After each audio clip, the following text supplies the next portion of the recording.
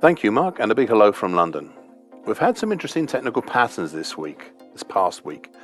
In the currencies, admittedly, it has been limited, with a weekly key reversal down in US dollar South African rand and US dollar Israeli shekel, neither of whom have seen a real follow-on lower this week. This has also been the case in the stock indexes, with a weekly key reversal up in the Chinese CSI 300 stock index and the Chinex composite index, though interestingly not in the Shanghai composite index. There was no follow-through higher in the Chinese CSI 300 stock index this week, though prices are still within last week's range, whilst the Chinex composite did see a small attempt higher at the start of this week, but that has seemingly fizzled out and we're back within last week's range, though admittedly towards the top end of it. In the commodities, well, we had an interesting agricultural cross-section.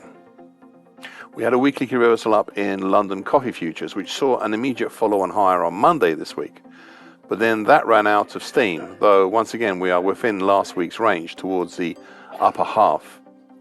There was no such pattern in the New York contract. Meanwhile, in Chicago corn futures, we had a good-looking weekly key reversal up last week that was based on the lower time, currently at 6.12, of the big September 2021 to July 2022 bullish shift pitchfork, with a subsequent follow-on higher this week. I covered this more fully in my weekly oilseeds and vegetable oils commentary published last week, and will do so again tomorrow when I update it. We also saw an interesting weekly key reversal down in Chicago soybean oil futures, which I cover in that same commentary. However, here we have not seen any follow-through lower. In fact, we have actually seen the opposite with a recovery this week, though that is still within last week's range at this time. Finally, we saw a weekly key reversal up in Kansas City wheat futures, and only in Kansas City. There was no confirming weekly key reversals up in any of the other grain markets, domestically in the US or internationally.